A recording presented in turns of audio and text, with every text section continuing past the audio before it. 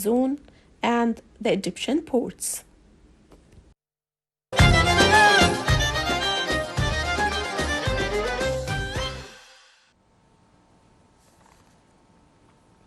Welcome back. Prime Minister Dr. Mustafa Madbouli inaugurated recently the first ever Environment and Climate Investment Forum in Egypt, and it's a new approach to green investment that links mitigation, adaptation and climate financing. The event gathered a number of participants, whether from the scientific arena, academics, new entrepreneurs, new startups in this very a brand new investment field, which is investing in renewable energy or green hydrogen. And there was a lot to discuss. And of course, the event was attended by a number of ministers. On top of the list was Minister Yasmin Fouad, Minister of Environment, who had a very important speech. And she said a lot about this event and hailed its organization, expressing a hope that this is going to be only a first step in a long journey. To shed more light on the important event and on this new investment market, we are very much delighted to have with us via phone Mrs. Amira Said, a journalist and economic expert also. A very good morning to you, Mrs. Amira. Good morning.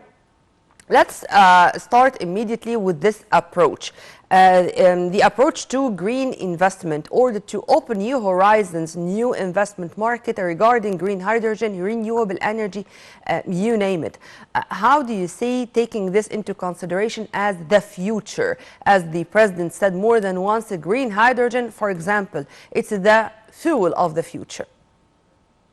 Yes, definitely this is a very important topic, especially now that Egypt has its own strategy to attract more green investments, to make the best use of its great potential in renewable energy and in diverse sectors as well.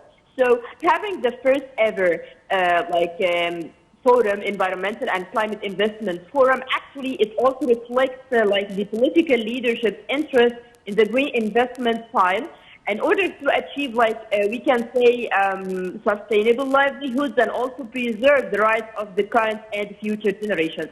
Let me tell you the concept of green investment.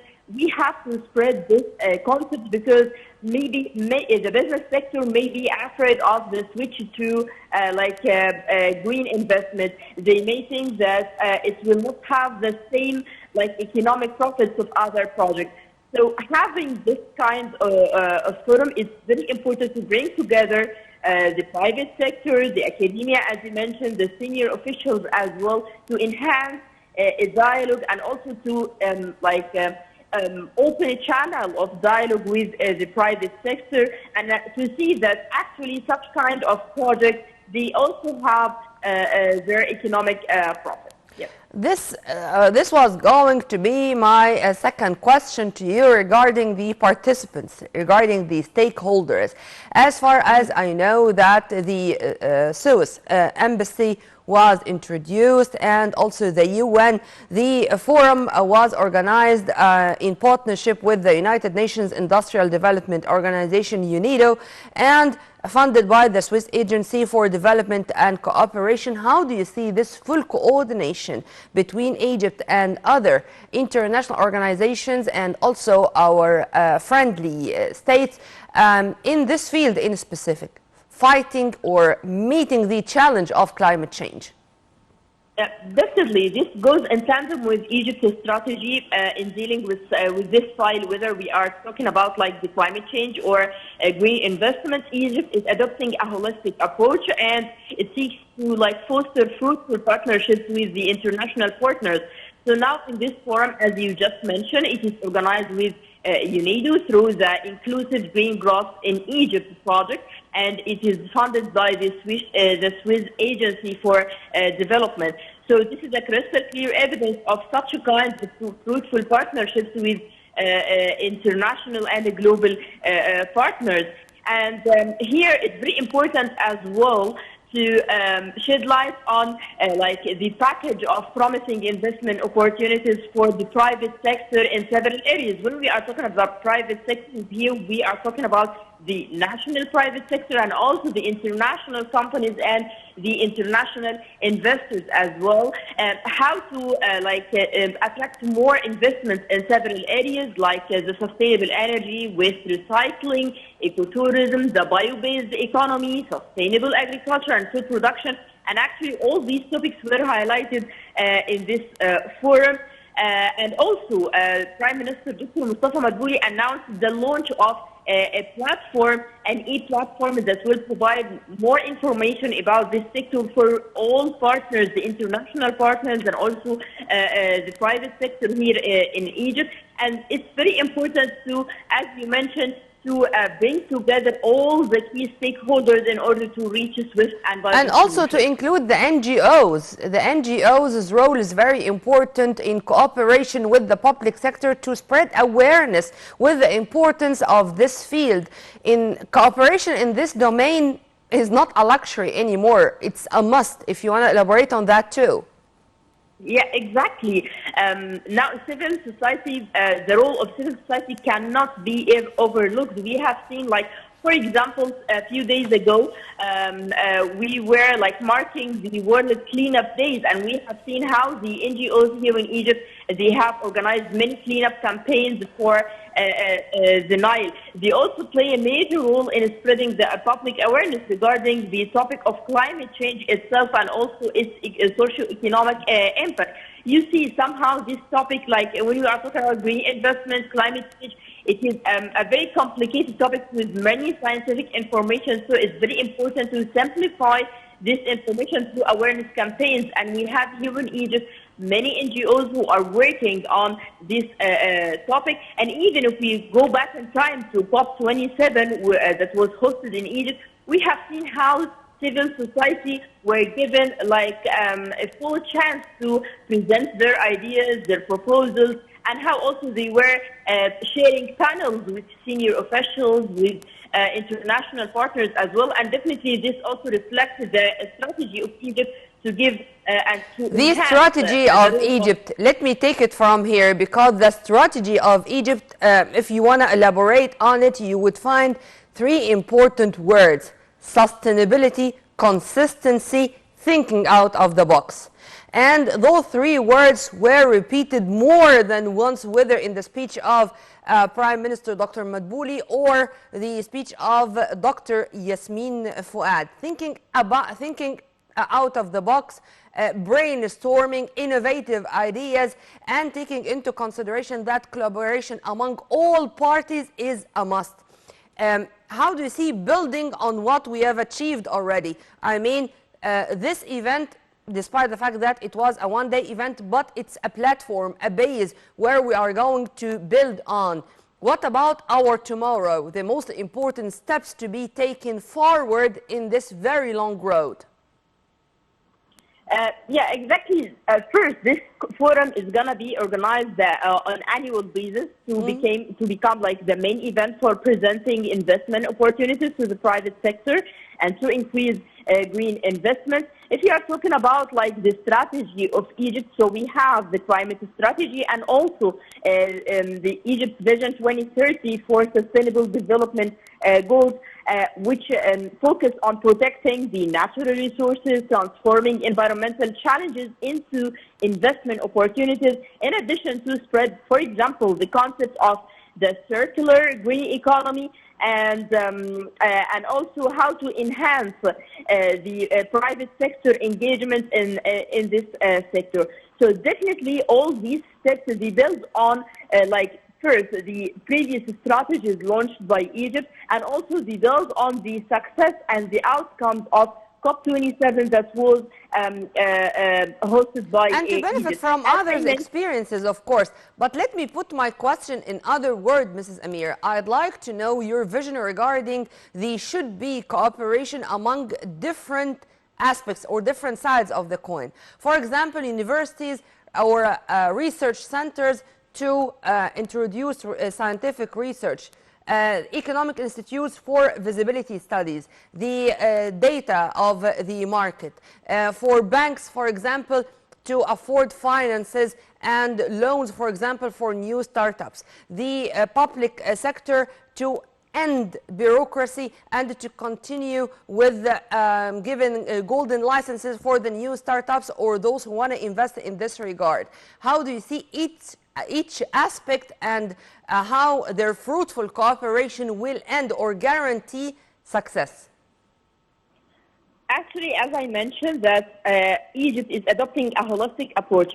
The holistic approach means that all key stakeholders must be involved in any step being taken in order to promote such kinds of investments or the climate strategy in general. And this was crystal clear in the launch of this forum that brought together, as I mentioned, whether local or international partners, in addition to the launch of the e-platform for climate and environmental investments. Why, for example, Egypt launched such kinds of platform? It will be launched like in English and Arabic language. Why? To link the investors from across Egypt in the field of green economy, as well as like the international partners. So we have practical steps being taken on real ground. We are not just speaking about goals and vision. Now we have vision, moved from vision into real action within the holistic approach that I mentioned, that involves the NGOs, the private sector, the public sector, and academia, scientific research, as you mentioned, because now it's enough to speak about the impact of climate change. Now we have to focus on solutions as well. And when we are speaking about solutions, the role of investments and scientific research definitely cannot be overlooked. Yes. Amen to that. But you yourself attended the forum, and of course you have met with new investors, with the youth who want to invade this new market, if I may call it this way. I'd like to know more about their impression and about their will to, or their ambitious plans in this regard, and how those ambitious plans were met by the top executives, because these events or such a platform is a very golden opportunity, a very great golden opportunity for all sides to meet together, to exchange views directly, to exchange dialogues, even to speak more about the obstacles on the way and how to eliminate them on the ground. Tell me about what was going inside the sessions.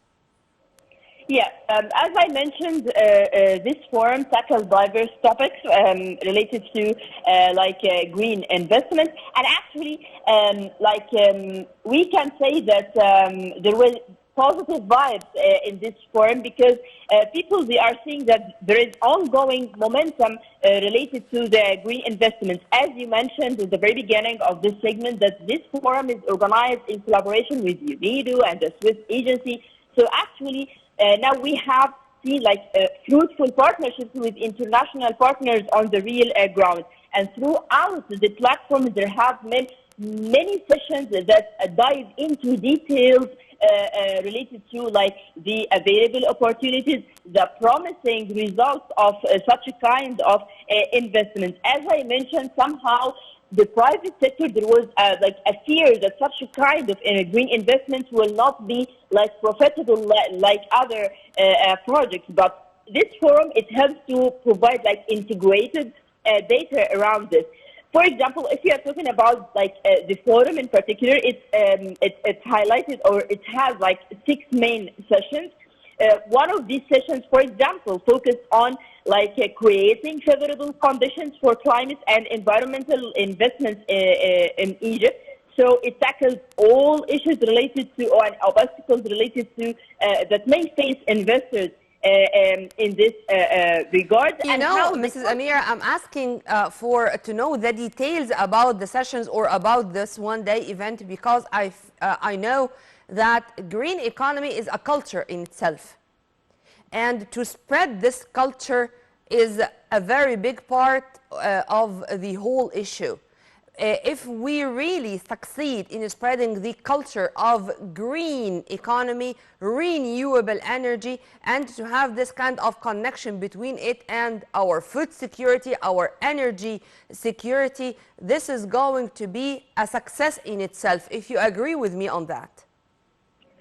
Exactly, but as I mentioned, if we are talking about the culture itself, it may take time to spread such kinds of culture in general, because you see now when we are talking about green investments, we cannot overlook the geopolitical changes on the arena, the economic consequences. So it's very important to make the private sector feel that how this sector is very promising, how to achieve the common interest of all parties, the win-win situation, as we mentioned. So for the private investment, whether local, for example, or foreign, how to implement, for example, the first phase of the national program for economic and social reform was highlighted in this forum. So Egypt itself has its own successful experience that was highlighted in this forum as a crystal clear evidence that this sector is very promising and that the private sector can invest more in green projects. Yes. One final question, Mrs. Amira. You know, this event, in addition to many other events which took place in the past year since November 2022 when we hosted the COP27, and in the capacity of Egypt's presidency of the COP27, the UN Climate Change Conference, this is sending messages to the whole world that we are all the time going to continue with such activities, taking into consideration that cooperation with other, whether international organizations or world countries, it's a must, because to protect the planet is to be considered as the dilemma or the target of all countries, of all states, of all political leaderships worldwide. How do you see the Egyptian activities in general in this regard, and our way to deliver the message or to convey our experience in this to the United Arab Emirates, which is going to host COP28 in less than 2 months from now? Exactly. As you mentioned, that when we are talking about climate change, it's not like an issue or a threat that is facing a certain country or a certain continent. It is a global challenge, and that's why there should be more collective actions to address this challenge. And definitely, as I mentioned, Egypt has been taking many steps forward in terms of creating momentum around this fight, highlighting the priorities of the African continent, because Africa, though it is the least contributor to the global emissions, it is the most vulnerable to the impacts of climate change. So Egypt, through different events, whether COP27 and even the recent participation of Prime Minister Dr. Mustafa Madbouli in Africa Climate Summit, the first edition of Africa Climate Summit in Kenya, Nairobi, Egypt reiterated its stance, which calls for climate justice, mobilizing the required financial resources for the countries, and also implementing the previous pledges. And in a few hours from now, our top diplomat, Sameh Shukri, who is now in New York to participate in the UN General Assembly, is going to attend several meetings regarding this issue, also in the Egyptian capacity as the COP27 president. Well, Mrs. Amira Sayed, our journalist and our economic expert, thank you very much for your input and have a very good day. Right after the short break, we are going to return back with more, so stay tuned.